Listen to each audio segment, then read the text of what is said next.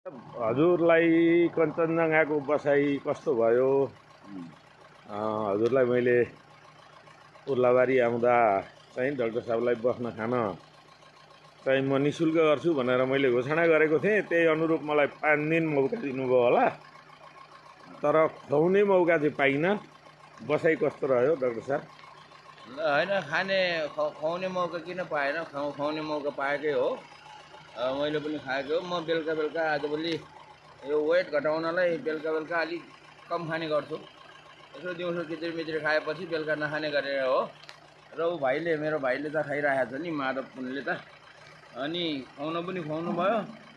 बसाइ पनि राम्रो भयो, एकदम आनन्द, शान्त।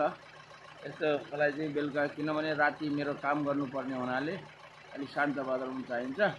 ल, तपाईँले चाहिँ यो कञ्चनजङ्घा हेर्नुहोस् है साथी। यो माथि new Kanchenjunga hotel and lodge भनेर हाम्रो यो उसमा के अरे उर्लाबारीमा चाहिँ हाम्रो यो राधिका सदनमा चाहिँ होटेल बनाउनु भएको छ हाम्रो दाहाल भाइ, के अरे मनोहरी दाहाल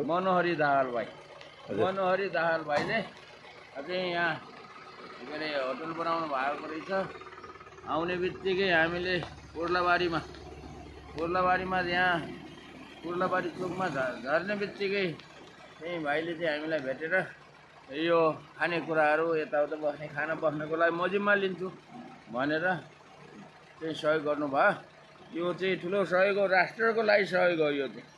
किनभने यो सबैले आफूले सक्दै गर्ने कुरा हो। आफूले नसक्ने गर्नुपर्छ भन्ने छैन। आफूले जे सकिन्छ राष्ट्रलाई योगदान दिने भन्छु मैले। चाहे एउटा सिङ्का ठड्याएर योगदान दिए हुन्छ, चाहे चाहिँ कुनै राष्ट्रलाई चाहिँ सानोतिनो आर्थिक सहयोग गरेर गरे हुन्छ, कहीँ श्रमदान गरेर सहयोग गरे हुन्छ, अथवा जे जसरी सहयोग गर्न सकिन्छ राष्ट्रलाई सहयोग गर्ने हो। यो चाहिँ हाम्रो यहाँको बसाइ, सबै खाना, सबै कुराहरूको सहयोग चाहिँ यो राष्ट्रको लागि सहयोग हो। किनभने यसबाट बचेको पैसा, यो होटेलमा बसेर खाएको जुन छ बसेको पैसा चाहिँ बच्यो भने यो पैसा चाहिँ राष्ट्रमा जाने कुरा हो।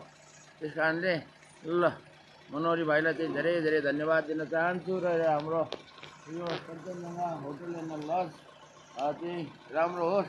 भविष्यमा तपाईँहरू पनि कोही हाम्रो साथीभाइहरू चाहिँ यतातिर आउनुभयो भने चाहिँ यहाँ बस्नुहोला। र हामी पनि कुनै कारणवश फेरि कुनै काम विशेषले अब के पर्छ थाहा छैन, चाहिँ आइयो भने हामी पनि फेरि भेटौँला। ल तपाईँ है, धन्यवाद छ, एकदम ठुलो ठुलो धन्यवाद डाक्टर साहब। हजुरले पनि सानो